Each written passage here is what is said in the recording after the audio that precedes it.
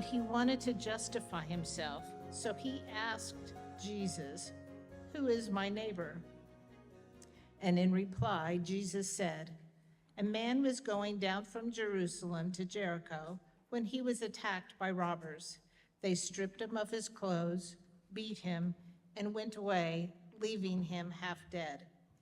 A priest happened to be going down the same road, and when he saw the man, he passed by on the other side. So too, a Levite, when he came to the place and saw him, passed by on the other side. But a Samaritan, as he traveled, came to where the man was, and when he saw him, he took pity on him.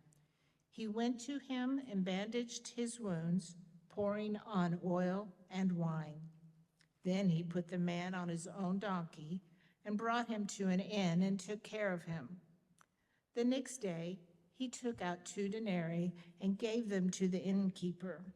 'Look after him,' he said, 'and when I return, I will reimburse you for any extra expense you may have.' Which of these 3 do you think was a neighbor to the man who fell into the hands of robbers?" The expert in the law replied, "The one who had mercy on him." Jesus told him, "Go and do likewise." In Mark 12, verses 30 and 31. "Love the Lord your God with all your heart and with all your soul and with all your mind and with all your strength. The second is this: love your neighbor as yourself. There is no commandment greater than these."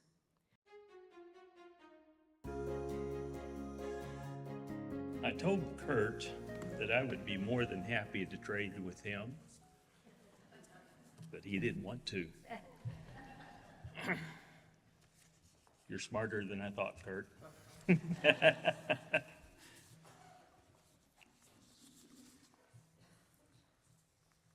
When Jesus spoke to the people and to the religious leaders, he loved to turn the current religious thinking upside down. And the story of the Good Samaritan's no different. He makes those people that are generally looked down upon the heroes, and the people that everyone looked up to as the goats in the story. Now, Samaritans in Jesus' time were Jews from the northern kingdom.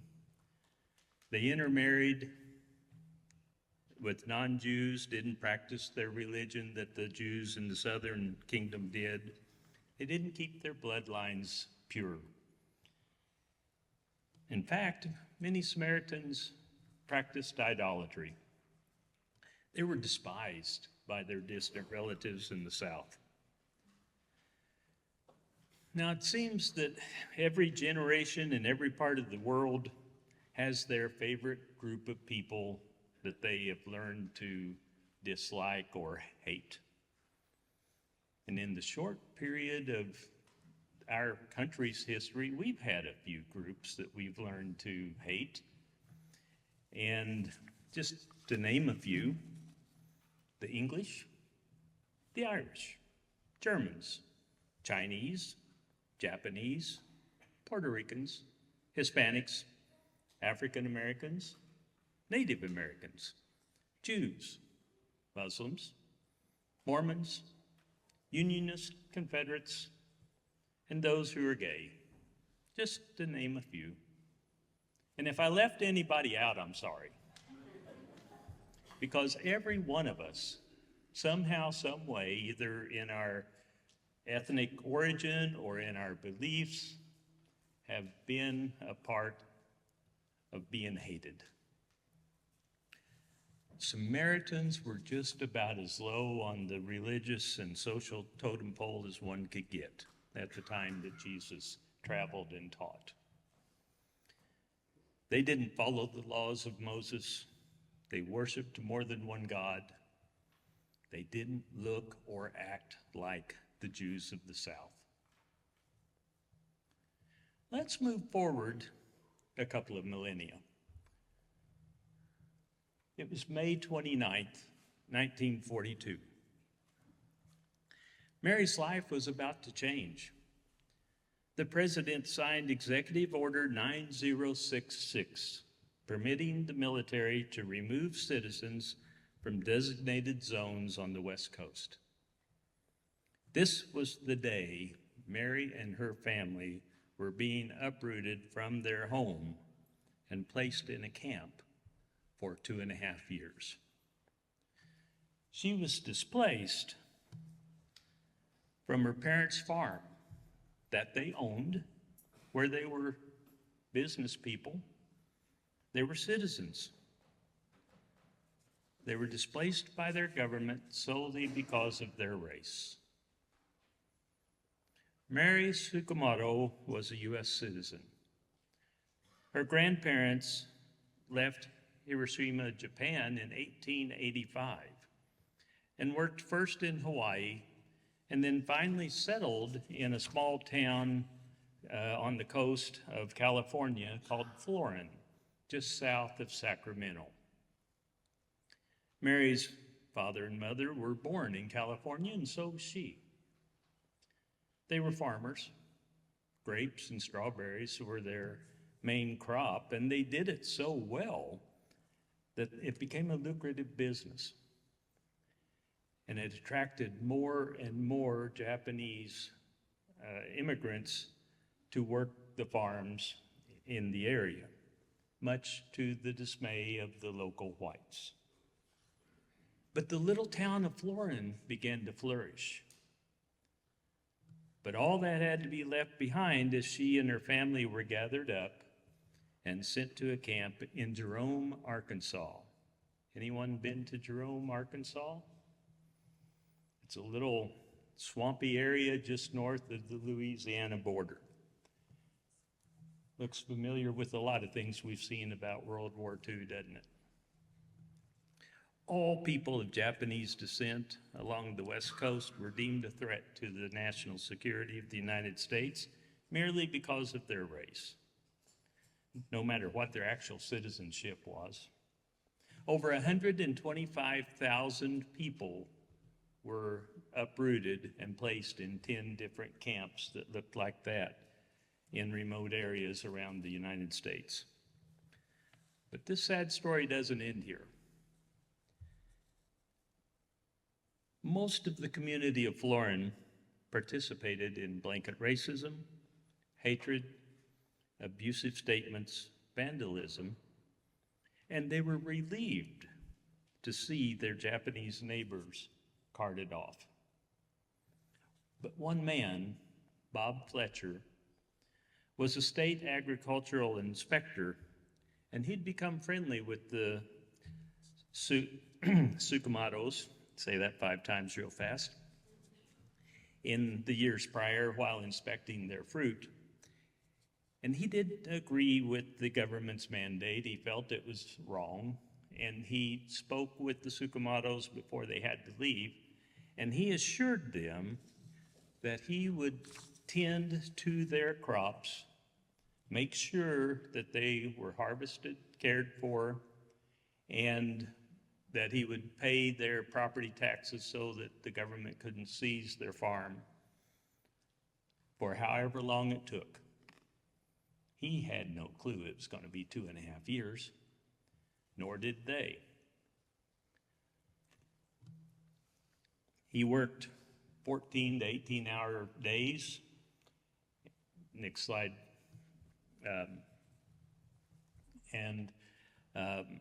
He had to quit his job with the state, but he held true to his word. It took him long hours because none of the whites in the area would help him. They couldn't understand why he was doing this. Why are you helping those people? He kept half the profits so that he could keep his family going, put the other half into an account so that the Tsukamotos would have something when they returned. He made sure that their property taxes were paid for each year, and he cultivated their crops and kept things going. He and his family took a lot of abuse from the neighbors, even dodging bullets being fired at the barn while he was working in it. Fletcher's humble comments later about the community anger toward him was, "I was just too busy to even think about it." I don't think I did anything extraordinary.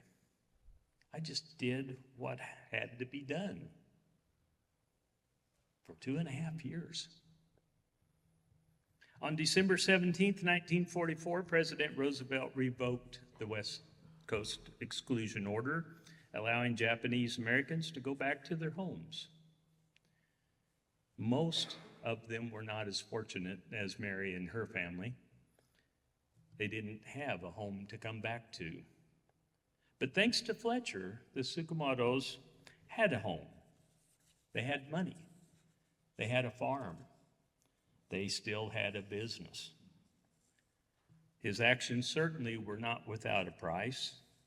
He had quit his job to take care of his neighbors. He was isolated by the other neighbors. But Bob Fletcher stayed true to his word. He even welcomed them home with a home-cooked meal in their house when they arrived back. Mary enrolled in college and became an elementary school teacher. She became one of the first Japanese American teachers certified in the United States. Now let's move on another 20 years. Clarence Jordan received his Bachelor of Science degree in agriculture from the University of Georgia, his master's in theology and PhD in New Testament Greek from Southern Baptist Theological Seminary. He's known for founding the Koinonia Farm in Americus, Georgia, a pioneering interracial farming community in the heart of the Deep South in the mid-1960s. Its witness against racial prejudice made it the object of mounting hostility. He and his followers suffered violence, economic boycotts, and legal reprisals. But he's also known for his ministry, his unique translations of the parts of the New Testament. They were titled the Cotton Patch Version. He died in 1969 while working on the Gospel of Matthew and parts of the Gospel of John.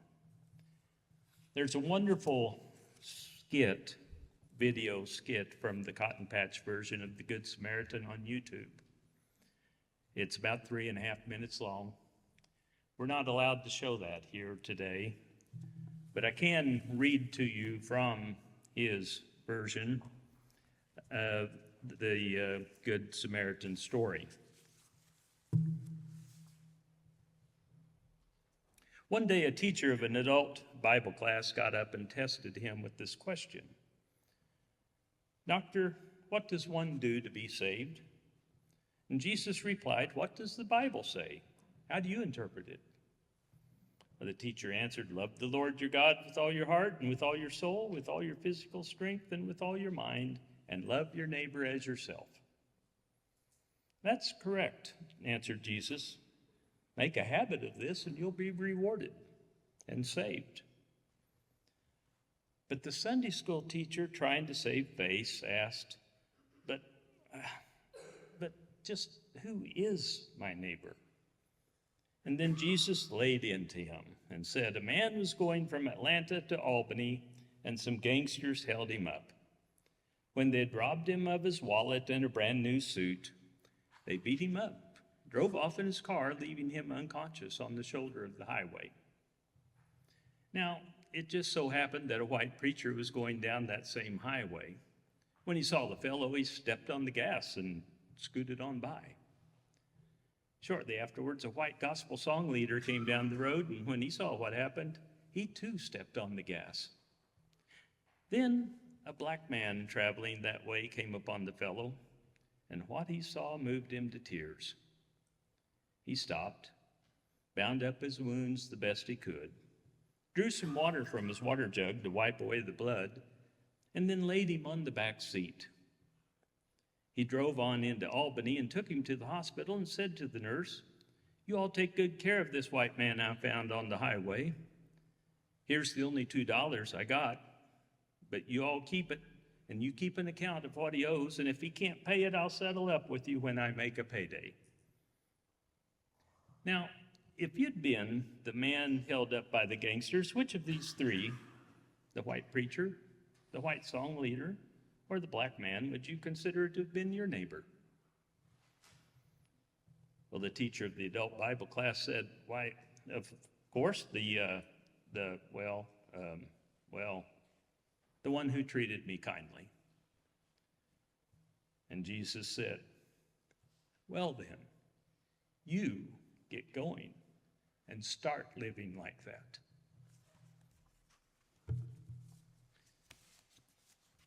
50 years later, that story still bothers us. It makes us squirm, makes us feel uncomfortable, just as Jordan intended it to when he wrote it, and just as Jesus intended it to when he said it. Clearly, being the good neighbor in any of these stories proved to be difficult. It wasn't easy when Jesus told this story 2,000 years ago, and it's not easy today.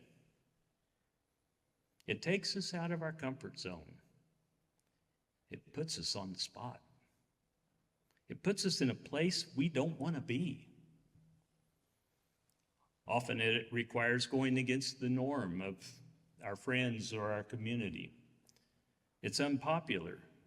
We stick our neck out to do what we feel and know is the right thing to do, but yet it's still uncomfortable. We come up with all good reasons why someone else can do this. They get paid to take care of this. I don't have time. I'm too busy. Being the good neighbor is often inconvenient, and most assuredly, it's time-consuming. And you know why? Because it's a commitment. Have you ever noticed that depending on who your neighbor is, showing him or her love or compassion often unleashes distrust and hate from others? And have you noticed that this hate all too often is coming from others who also claim to be a follower of Christ?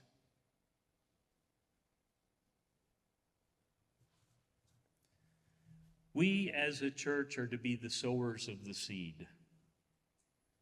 We're to do what Bob Fletcher did. We're to tend the crop. We're to water and make it harvest and grow. We're not to be judge and jury. But oh, how easy that is for us to do. When it comes right down to us, we want to be in charge of, we want to be exclusionary with who gets to sit by us in the pews, or who gets to live in our neighborhood, or who gets to do this or that. But that's not our role. I don't believe it is, and I don't think Jesus believed it. We have a real problem with stepping back and letting God be God. I want us to think about the Good Samaritan story and the other two stories we've heard here today. Where do you find yourself in these stories? Would you be joining in on the racial slurs, hurling insults at those who don't act or look like us? Would you be rejoicing that those people are no longer here, restoring our community or our church to the good old days? Or would we be the one to stick our neck out and do what we feel and know to be the right thing to do, even though we may have to dodge bullets and sharp tongues of our neighbors and possibly even legal battles? Those problems exist today just like they did 2,000 years ago. Being a good neighbor isn't a choice if we're going to follow Christ, because Jesus commands it. It's a directive straight from the Son of God. She read a while ago, Jesus said, "Go then and do likewise." Jordan puts it a little more pointedly. He says, well then, you get started and get going and start living that way. So as Mr. Rogers would always say, won't you be my neighbor? Amen.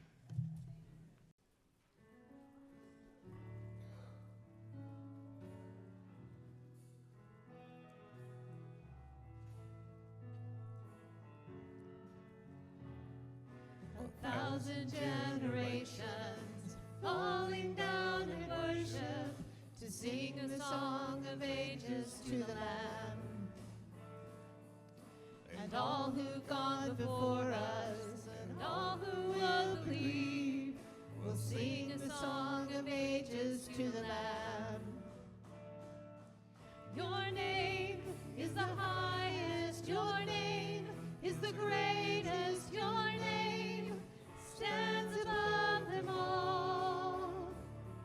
All thrones and dominions, all powers and positions, your name stands above them all. And the angels cry, holy, all creation cries, holy, you are lifted high, holy, holy forever. And if you've been forgiven, and if you've been redeemed, sing a song forever to the Lamb. And if you walk in freedom, and if you bear his name, sing a song forever to the Lamb. We'll sing a song forever and amen, and the angels cry, holy, all creation cries, holy, you are lifted high, holy, holy forever. Hear you people sing, holy, to the King of Kings, holy, you will always be, holy, holy forever. Your name is the highest, your name is the greatest, your name stands above them all. All thrones and dominions, all powers